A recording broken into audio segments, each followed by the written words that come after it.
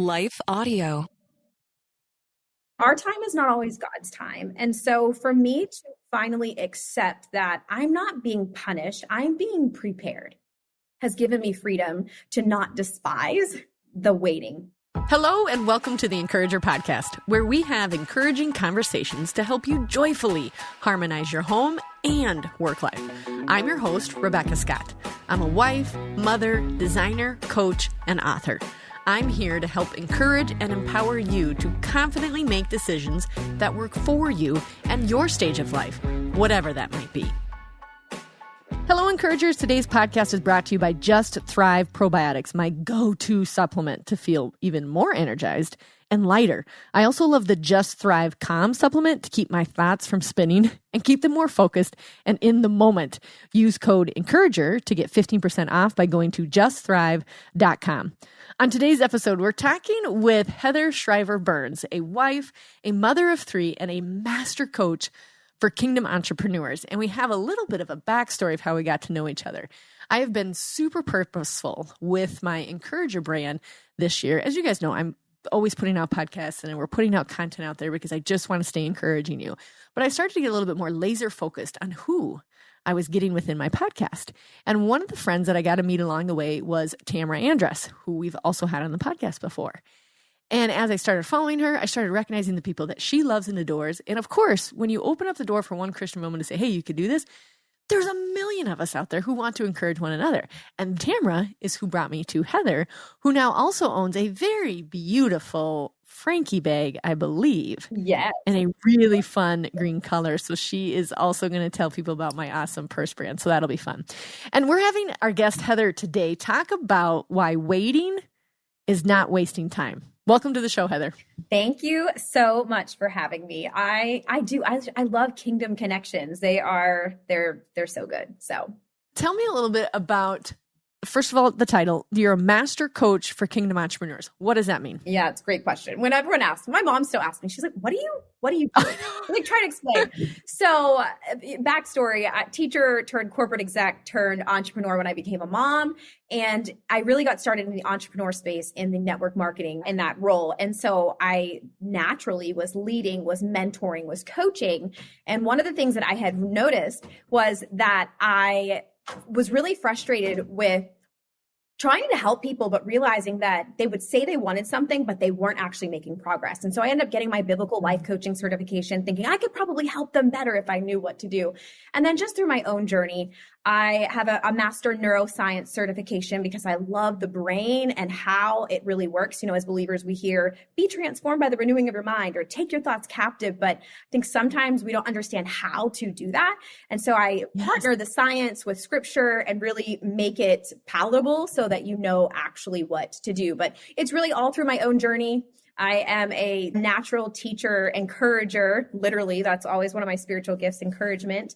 And I love helping women pursue the dreams that God has created them for with the permission and peace to do it without sacrificing their family, their health, their sanity, and all the things that matter most. Okay, encouragers, you know that the first word that popped out to me, I was like, yes, I love that you said, first of all, marrying science and scripture, because both are valid and both are beautiful and both created by God, obviously. But the question you answered was how? Because we can believe it and be like, yep, that's what we're going to do. We're going to renew our mind. And then immediately, especially I think because I'm a Midwestern, so we're very much like, wait, how? How am I going to do it? We love practical things. So I love that you deep dive into your coaching to the actual how. Like, how are you going to pursue this dream that you know that you have that has possibly been laid on your heart, but you're just not sure what the individual steps might be, or even just the bigger steps might be to pursue it. So I do love that you talk a lot about the how with your clients. Yeah, it's been fun. And I love nothing more than to see people living out, their things that are deep in their heart. So when we have things that are deep in our heart, but it doesn't feel like we're in a really good place to get them started, to maybe even just like, maybe even pursue them. Like all we get to do is put them on our little idea board or whatever. How do we remain patient, remain faithful, remain sane when we're waiting? Because I'm a terrible version of waiting. You and me both. I think that's why I'm so passionate about this topic. You know, we read like glory to glory. And I think, and I have learned in my own experience that most of the life is the in-between. That little that journey We think of the mountain and everyone loves the top of the mountain, right? We tend to despise the bottom of the mountain, but most of the journey is the in-between. And when I found myself in the in-between, in the waiting, I really had to ask God a lot of those hard questions. And I started to ask questions like, what am I doing wrong?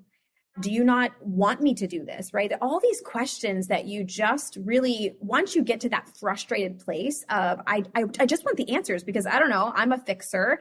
If something's wrong, I want to fix it. And I'm a doer by nature, right? It's that I'll just get it done. And sometimes in the waiting, the best thing we can do is surrender what we desire.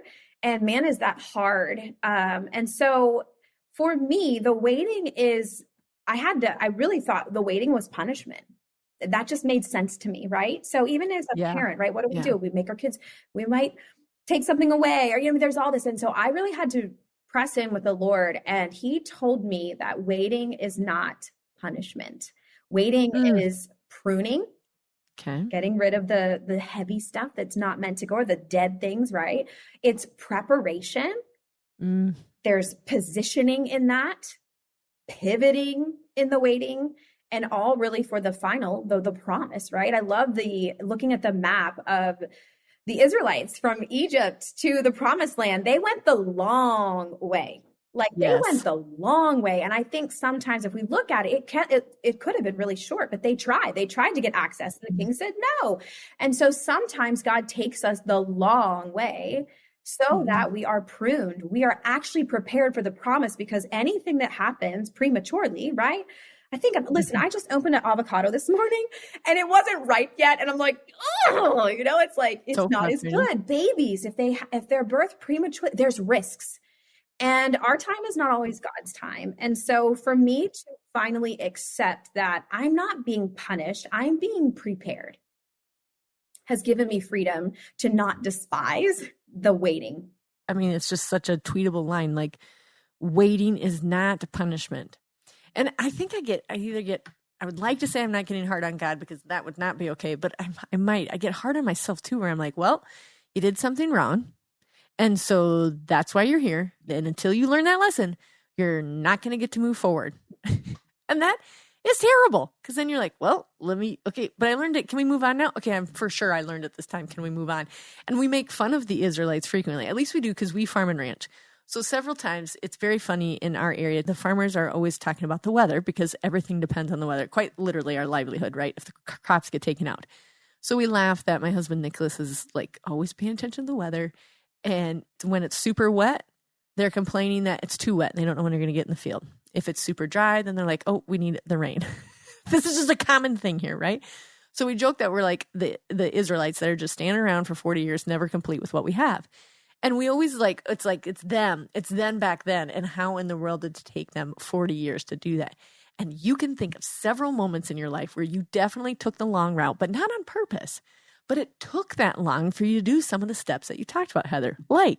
He needed to prune some things out of your life where you were like, oh, wait, that happened because I keep letting that person in, right? So you're proving, or that situation in, or that project in. Doesn't even have to be another sinning human, right?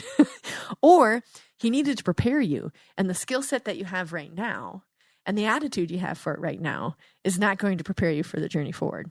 Or tell me a little bit about the step positioning.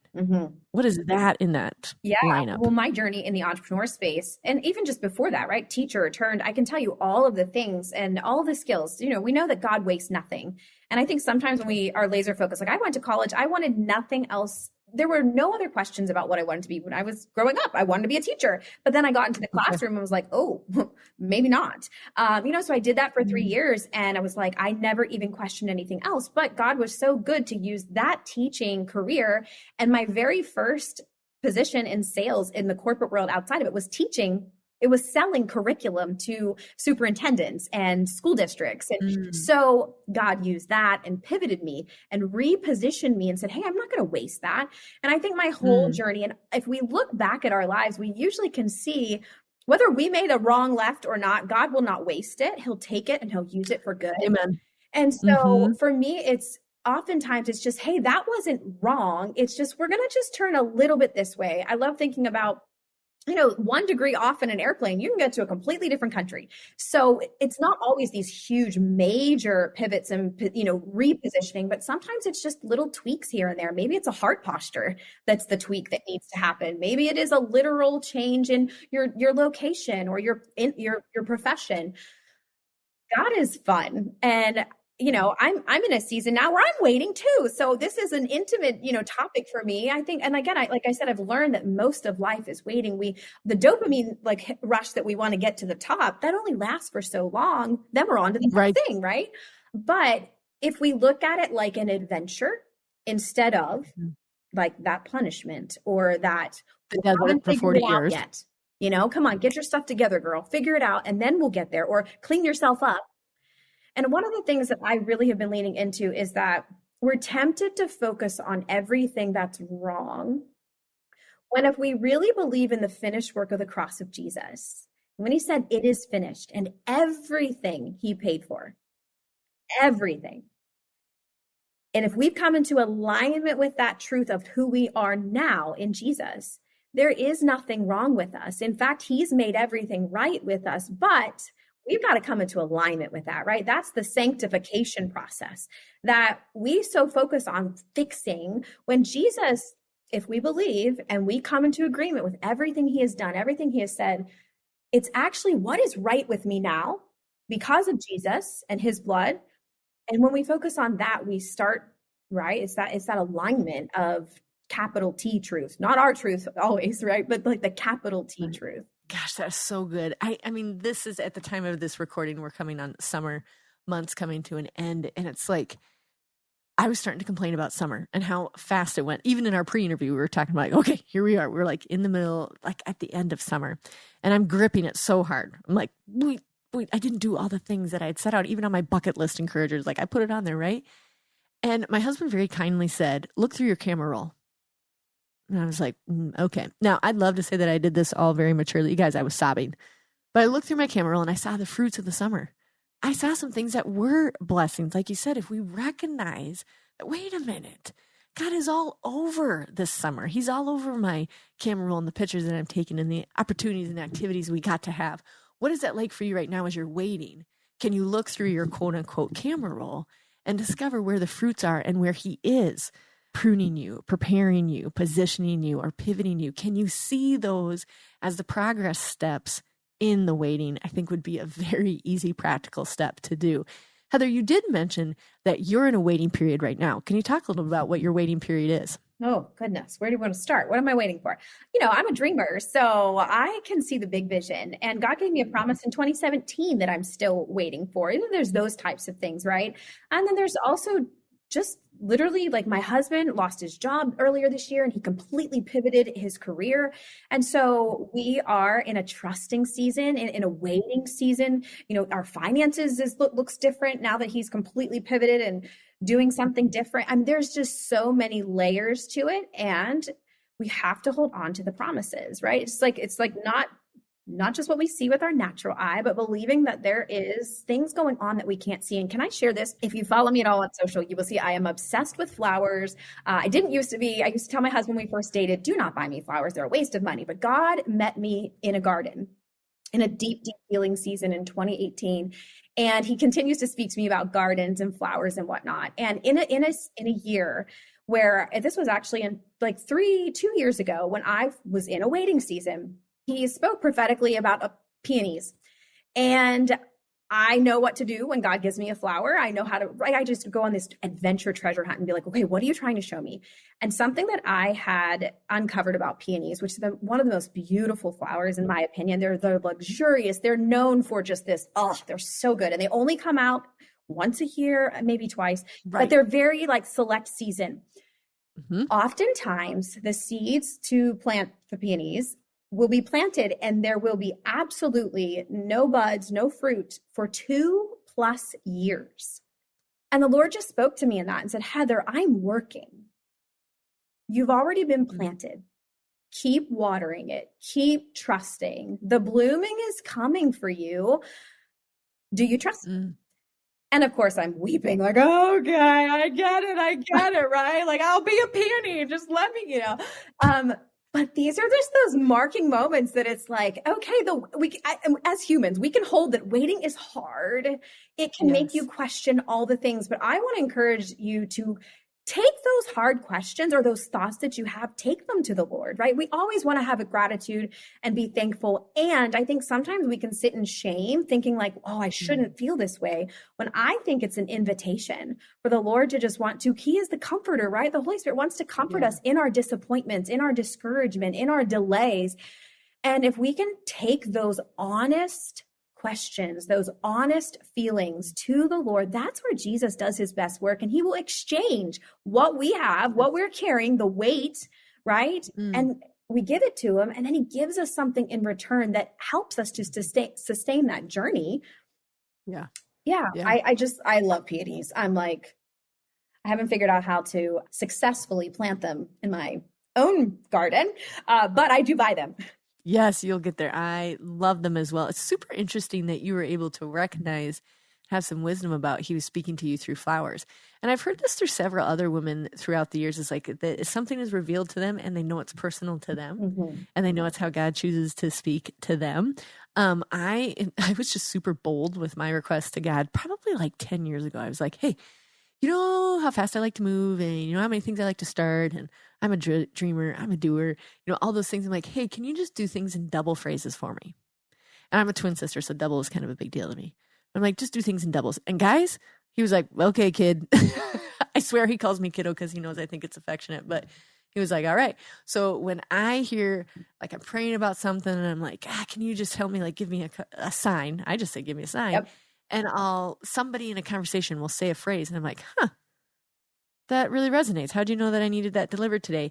And then I kid you not, I read an article, I listen to a podcast, I read a blog, and the same exact phrase is used.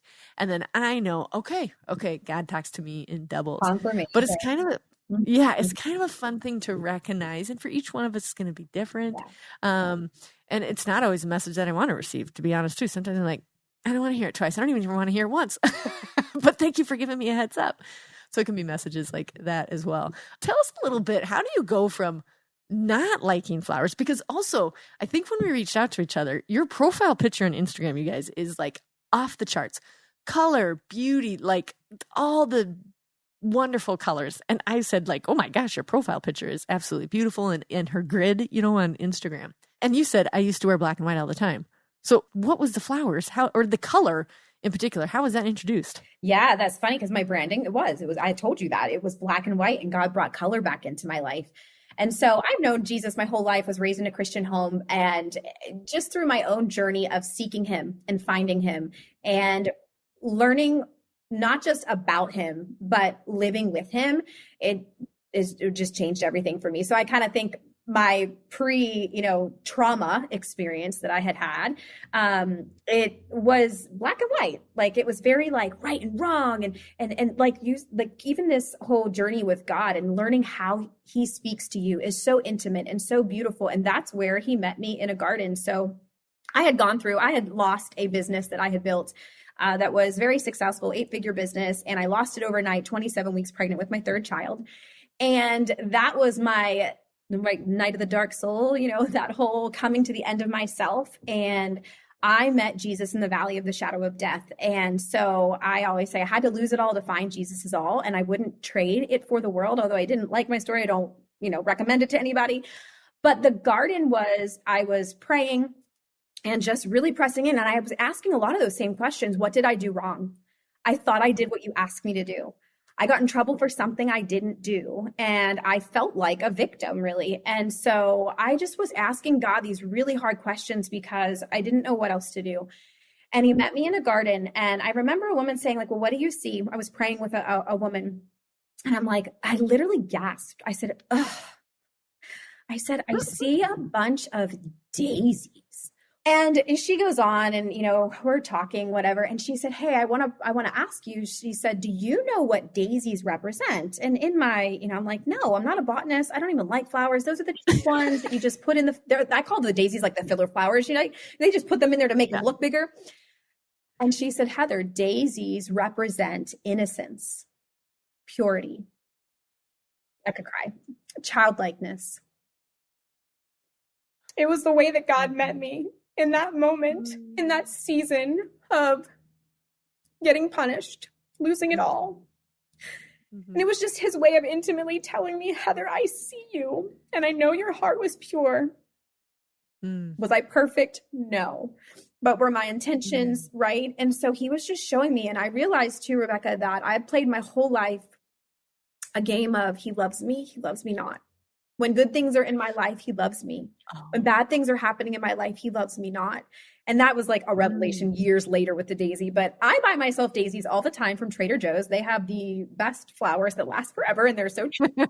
I mean, there's several flowers that I say that I have in my garden, and the Lord has just used them so prophetically for me to literally speak to me. And, you know, we read the verse about God knowing the numbers of hairs on your head. That sounds really nice. But in that moment, I literally felt like he actually sees me, and he knows me, and he cares, and he loves me. That is the garden story. That was my first introduction to the garden. And again, the Lord has helped me till the soil in my heart, you know, a lot of that. He's helped me plant new seeds, learn how to water them, and just continue to hold on and just wait for the blooms and the budding and to flourish. So I wasn't anticipating trying on your podcast, but here we are. I know, but it speaks volumes about the moment that we're waiting for. We just said it on the way into town. We had fair morning at our house, and there was a worship song that was playing, and it said something to the effect of "call you by name," and it gripped me just like that, like not in my throat right away. About like, oh my gosh, he literally calls me by name, like he says, "Good morning, Becca." Like he calls us by name. I think that's such a like humbling thing. And yes, the hairs on the head, he does all those things, but there's something about like, man, and my children have really unique names too. And I'm like, and he calls each one of them by name. It's just an amazing thing. What do you think the flower would be for a waiting season? Well, I think it's the peony. It's the peony. Okay. And so speaking of names, I just have to say this because names are they're so special to God. They're so special to me. That's a whole other journey he's taken me on. And often what I invite women to is to look up your name and find the meaning of your name, because my name literally means, which I always thought was very dumb growing up. I'm like, that's nothing special, but it means flowering heath. It literally is a flower.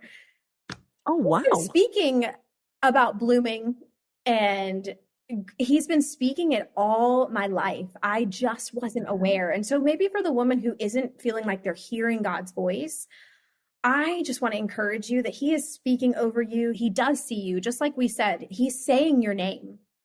And just being open to hearing him the way that he wants to speak to you, it will be so perfect for you. But yeah, I think the waiting, for me at least, the peony that was my season of like, okay, I can continue to hold on and wait out for this thing, because sometimes we just don't see the fruit of what we're doing. But the Lord promises that he will bless what we do in secret.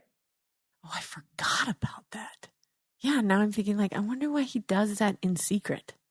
We think of a photo being developed in the dark, right? There's so much to that. It's like, and we despise often the darkness. We despise even a seed. It has to be cracked open, right? That doesn't really sound. A butterfly, I've studied butterflies, man. It just sounds terrible to be stuck in that chrysalis. Like, they just wiggle their way out. I had a coach once tell me, she goes, "You're in your chrysalis, honey." She goes, "And you are despising." And I'm like, "I am." She's just keep wiggling. And it might just be a little bit, but eventually, because if it comes out too soon, that butterfly dies. So we get to learn so much just by nature. And God is, again, he's always speaking. If we just slow down to be able to be aware, and going back to how I teach people how to take their thoughts captive, it really does require slowing down and being an observer and actually being honest with what is going on here. And if I can get honest about, I would say your feelings are like a check engine light. They just are like, something's going on. Let's get curious. So I'll pop open the hood, like sit down, maybe talk to the Lord about that, journal that out. I think that wiggle thing makes me think of what the encouragers have heard frequently from me is that's 1% rule. And I think all things can be accomplished even at just 1%. And so just that wiggling in there, if you are in that waiting period, and there's something that you're waiting on that you know cannot happen right now. It might just be family things, work things, self things that you're like, it's just not possible right now. But keep wiggling at that 1%, whatever that looks like. The other thing that's really beautiful about a peony that you mentioned too is that when it is ready, it's like the bush is full of them. It is in full bloom and it's a complete abundance. So you kind of wonder too, what a beautiful flower to represent the waiting period is, because on the other side of the waiting period is the immense abundance of what you have been wiggling with and waiting on for that long. Yes. Oh, they are so beautiful. I don't even know if I mean, you see flowers. I wasn't a bot. I could not have cared less about flowers until 5 years ago. So now I'm all about them. I'm like, yes, that is beautiful. Oh, yes. I might have to reverse that as well, because I too told my husband very early on, the way to my heart is not flowers. Do not buy me flowers unless on the rare occasion they're half off. Please do not buy me flowers because they just die in no time. And I'm just, I don't know why. My twin sister's the opposite. She loves gifts. She loves flowers. She loves all of the above. I'm like, clean the dishwasher out. And that's like buying me flowers. But now that you're saying it, I'm like, well, shoot, they are like some of the most beautiful creations that we can have. I didn't know so much about the meaning behind flowers either. So let's wait, encouragers. If you start seeing bouquets of flowers, they'll be like, oh my gosh, Heather, Becca's doing it. Yes. Well, it took a little, a little nod from the Lord, like, hey, my creation. Oh my gosh. Once you start looking at them, the intricate details of just learning the pistil and the stem. I mean, I started studying the whole thing. Cause I'm like, the Lord's trying to tell me something and I don't want to miss it. And so I would go on where do these grow? In what climate? How do you actually grow them? What's the meaning behind them? What are they used for medicinally? I mean, there's so much if we lean in. I think that too about the animal kingdom. Like when people doubt that there's a creator or that we're created from a Big Bang theory, I'm like, have you ever seen a zebra? It's like, we actually have a neighbor that has a zebra. It's like the most beautiful creation. And you're like, there is no way this just evolved. This was like a master creator. Yeah. Even looking at the intricate details of flowers in our flower bed, which Grandma Lorna planted here on our farm, and we're in Grandma Lorna's house. I'm trying to keep the whole bed alive because I'm like, Grandma Lorna planted these, I don't know how long ago, and blah, blah, blah. But I look at them and I'm like, how did she know so much about how well one side would bloom while the other rested? And then that side would bloom. And guys, that has nothing to do with me. But when I look at them, I'm like, there was an orchestrated plan here. And how would that not also be how God orchestrates the different times that different things will bloom versus other things, which is possibly the waiting period on one side while another part of your life is blooming. Oh, that's so good. Yeah. Oh, thank you, Heather. This was so opening. First of all, you guys, waiting is not punishment. If you take anything away from this podcast, I just want you to remind yourself of that. Waiting is not punishment. Keep doing the wiggling. Keep doing the 1%. Keep surrendering. As Heather mentioned, like a very big surrender story of like, okay, I'm waiting. And then as you guys can't see her background, but you'll see a few of these on our Instagram stuff. It's beautiful and clearly in full bloom. But actually, you mentioned you're still waiting on a few things as well. But there are some things that are definitely blooming. Heather, how can you encourage our encouragers? Yes. Well, I will say it's funny enough. I was thinking about this. God asked me not that long ago, what are you waiting for? It's like, oh, what am I waiting for? I want to encourage you with this, that peace, it's your portion right now. Like, even if your bank account doesn't have the money in it or whatever your situation is, peace is yours like right now. Confidence, it's yours right now because of who you are in Christ. Joy, it's your portion right now, even if you haven't got the thing you wanted or whatever that looks like for you. Love is your portion right now, even if you're not perfect or where you want to be. Rest, everything that we need it's ours right now. Everything Jesus already paid so that we have access to it. And it really helped me to shift my perspective when he said, what are you waiting for? And I was honest. This is what I'm waiting for. He's like, but what do you have? Joy, peace, love, the fruit of the Spirit that we have access to, not naturally, it's supernatural, right? Especially depending on what you're waiting for. But it really got me to focus on, okay, I want to focus on finding joy in the day or peace in the day or a blessing in the day, right? And so it made my conscious and subconscious, okay, what do I have? What do I have access to right now? Even though I'm waiting for XYZ, I do have access to this right now. And that's going to sustain me if I focus on those things. Oh, thank you. I think that is perfect way to wrap up here too, Heather, is I want you guys, when she was reading those words off, just rewind this 30 seconds. And when she said, rest is yours, confidence is yours, joy is yours, whatever it is that pings you, whatever that punch in the gut is, whatever that tingle on the back of your neck or your heels are vibrating, that's the word for you. That's the word to move forward in this waiting period and decide which one of those are yours right now, which, by the way, all of them are. But which one really resonates with you right now? Put that on a sticky note in your home. This was awesome, Heather. Thank you so much. Where do people go to find out more about you? Yeah, well, thank you so much. You are incredible, and I'm just thankful that Tamara connected us.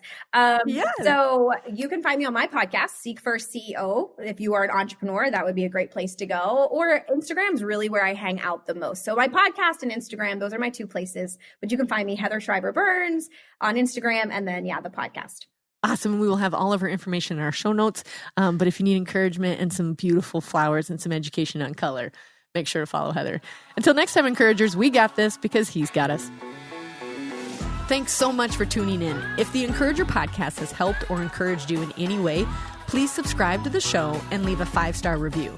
And then help us spread the message of encouragement and hope by sharing the podcast with others. Ready to bring more organization and joy into your life? The Encourager Academy helps you harmonize your home and work life through our online course and coaching programs. Our 5-system approach, me, food, family, work, and home, tackles your biggest obstacles, offering lifetime access to video lessons and guided worksheets. Learn at your own pace with practical tools and strategies. Enroll now at encourageracademy.com and use code WeGotThis for $50 off. Are you ready for clarity and purposeful progress without the overwhelm? Join the Clarity Blueprint membership community. Transform your life with like-minded women taking small, meaningful steps twice a month. Access monthly calls, worksheets, videos, guest speakers, and a supportive community with a very affordable price. Say goodbye to chaos and hello to purposeful progress. Visit theencouragerpodcast.com and join today.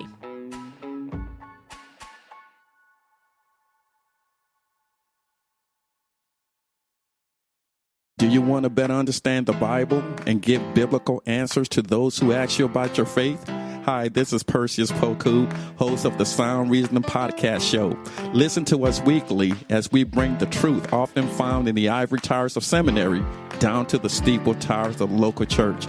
Join me along with many of the nation's top theologians as we offer answers to life-tough questions from an apologetic perspective. Subscribe to the show at lifeaudio.com.